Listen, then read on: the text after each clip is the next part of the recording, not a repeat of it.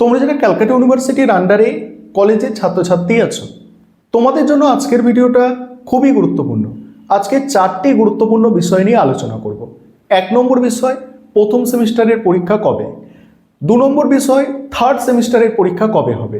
3 নম্বর বিষয়, সেকেন্ড সেমিস্টারের রেজাল্ট কবে পাবলিশ হবে।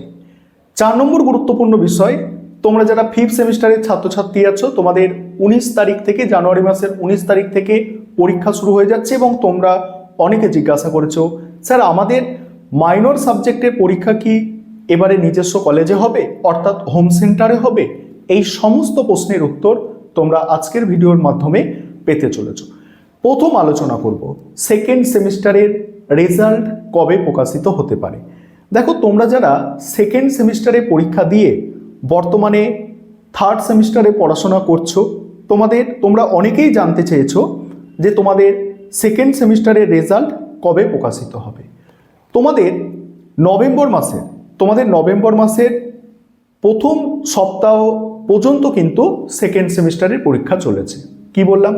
নভেম্বর মাসের প্রথম সপ্তাহ পর্যন্ত তোমাদের সেকেন্ড সেমিস্টারের পরীক্ষা চলেছে এবং এই পরীক্ষা হওয়ার কমপক্ষে 2 মাস পরে, 1.5 থেকে 2 মাস পরে রেজাল্ট পাবলিশ হয়।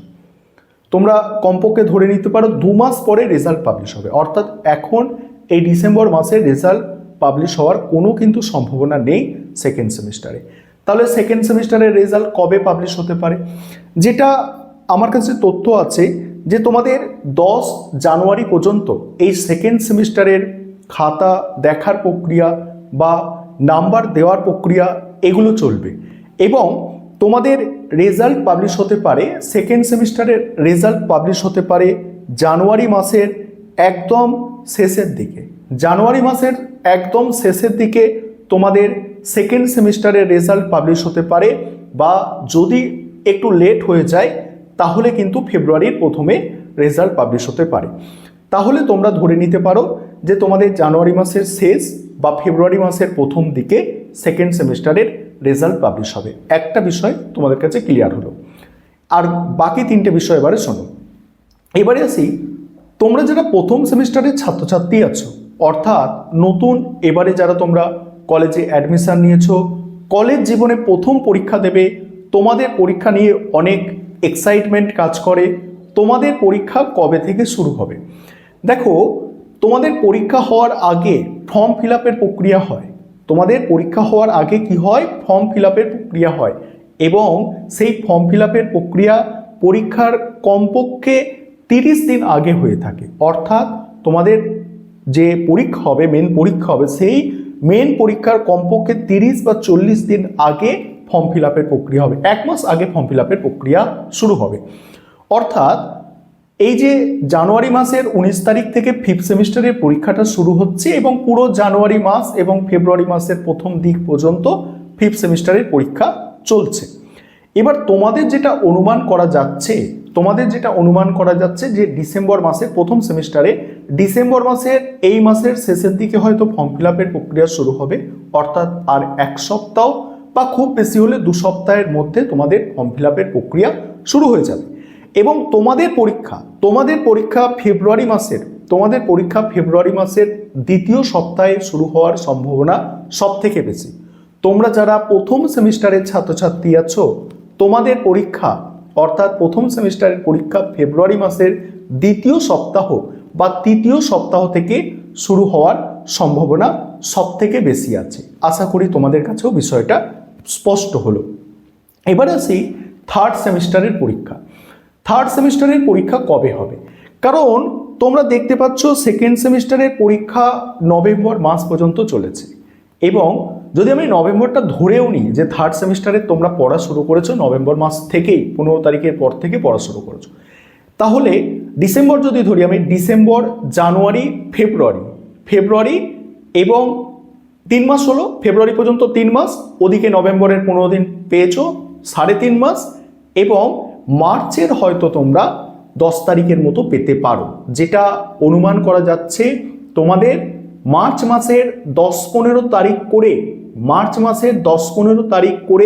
10 তারিখ বা 15 তারিখ করে, অর্থাৎ ফার্স্ট উইকে হবে না, সেকেন্ড উইক বা থার্ড উইক করে মার্চ মাসে তোমাদের থার্ড সেমিস্টারের পরীক্ষা কিন্তু শুরু হয়ে যেতে পারে। এর কারণ কি, এত তাড়াতাড়ি কেন বলছি পরীক্ষা শুরু হয়ে যেতে পারে? দেখো, বিধানসভার ভোট আছে, তোমরা জানো পশ্চিমবঙ্গের বিধানসভার ভোট, এবং বিধানসভার ভোটের প্রক্রিয়া মার্চ মাসের শেষের দিক থেকে শুরু হবে এবং মার্চ, এপ্রিল এবং মে মাসের 15 তারিখ পর্যন্ত, অর্থাৎ মে মাসের প্রায় 20 তারিখ পর্যন্ত, 15-20 তারিখ পর্যন্ত এই ভোট প্রক্রিয়া চলতে থাকবে। এবং এই ভোট প্রক্রিয়ার ফলে কি হয়, বিভিন্ন কলেজ যেগুলো আছে সেই কলেজগুলো ভোট কেন্দ্র হিসাবে ব্যবহার করা হয় এবং কলেজের শিক্ষক শিক্ষিকারা এই ভোটের কাজে যুক্ত হয়ে পড়েন সেই সময়। তাহলে কি হবে, তাহলে সেই সময় ভোট যে সময় থাকছে, অর্থাৎ নির্বাচনের সময় পরীক্ষা হওয়ার সম্ভাবনা থাকছে না। তাই তোমাদের পরীক্ষাটা যদি ওই নির্বাচনের পরে করানো হতো, তাহলে সেই জুন মাসের দিকে পরীক্ষা কিন্তু চলে যেত। অর্থাৎ জুন মাস মানে কি পরের সেমিস্টারের পরীক্ষার সময় চলে আসছে। তাই ক্যালকাটা ইউনিভার্সিটি যেটা চেষ্টা করবে যে জুন মাসে তোমাদের পরীক্ষা অত লেট করে করানো তো সম্ভব নয়। ক্যালকাটা ইউনিভার্সিটি চেষ্টা করবে তোমাদের পরীক্ষা মার্চ মাসের 20-25 তারিখের মধ্যে কমপ্লিট করে নেওয়ার চেষ্টা করবে। এবং তোমরা দেখবে তোমাদের থার্ড সেমিস্টারের পরীক্ষার গ্যাপটা কম থাকবে, অর্থাৎ এই যে মাঝখানে একদিন, তার হয়তো একদিন পরে পরীক্ষা, দুদিন পরে পরীক্ষা, এরকম যে গ্যাপ যে থাকে না, সেই গ্যাপটা কমে আসবে এবং তোমাদের পরীক্ষাটা ক্যালকাটা ইউনিভার্সিটি খুব তাড়াতাড়ি কমপ্লিট করিয়ে নিতে পারে।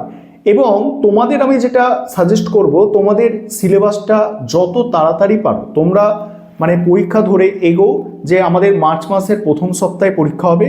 থার্ড সেমিস্টারের ছাত্রছাত্রীদের বলছি, তোমরা ভেবে নাও যে আমাদের মার্চ মাসের প্রথম সপ্তাহের মধ্যে পরীক্ষা হবে, সেইভাবে তোমরা নিজেদেরকে প্রস্তুত করো।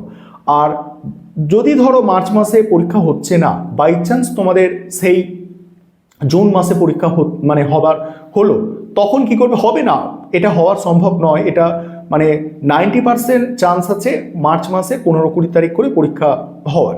এবার যদি ধরো পরীক্ষা হলো না, তাহলে জুন মাসে যদি পরীক্ষা হয় তখন কি করবে, এত তাড়াতাড়ি পড়া হয়ে যাচ্ছে, কি হবে, তখন তোমরা কি করবে, ফোর্থ সেমিস্টারের যে পড়া, সেই পড়াটা কিন্তু শুরু করতে পারবে। কারণ এই যে থার্ড এবং ফোর্থ এই দুটো সেমিস্টার, যদি থার্ড সেমিস্টার অনেক লেট করে হয়, জানবে ফোর্থ সেমিস্টার অনেক তাড়াতাড়ি হবে এবং ফোর্থ সেমিস্টারে তোমাদের পেপার সংখ্যা বাড়বে, ঠিক আছে, সেক্ষেত্রে আরও পড়াশোনার চাপ বাড়বে। তাই তোমরা যারা থার্ড সেমিস্টারের ছাত্রছাত্রী আছো, তোমরা যেটা করবে, মার্চ মাসের প্রথম সপ্তাহের মধ্যে তোমরা তোমাদের সিলেবাসটাকে শেষ করে নিতে চাইবে।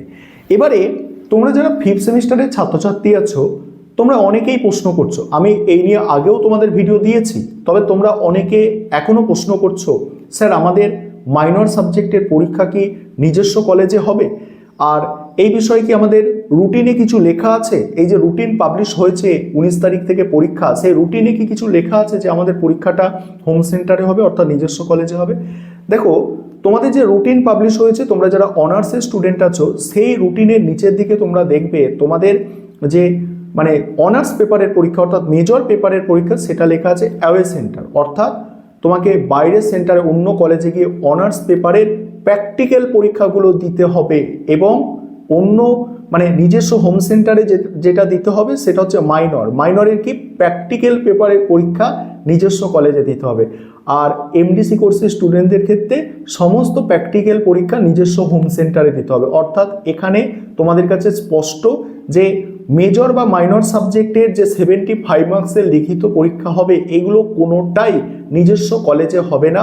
প্র্যাকটিক্যাল পরীক্ষাগুলো, মাইনরের প্র্যাকটিক্যাল পরীক্ষাগুলো নিজের কলেজে হবে এবং এমডিসি কোর্সের সমস্ত প্র্যাকটিক্যাল পরীক্ষা নিজস্ব কলেজে হবে। অর্থাৎ এই মেজর মাইনর সাবজেক্টে যে 75 মার্কসের পরীক্ষা, এটা কখনোই নিজস্ব কলেজে হবে না, আর এটা তো হওয়া সম্ভব নয়। আশা করি আজকে বিষয়বস্তুগুলো তোমরা বুঝতে পেরেছো এবং অবশ্যই তোমরা ভিডিওটাকে শেয়ার করে অন্যজনদেরও এই বিষয়বস্তুগুলো বুঝতে সাহায্য করবে।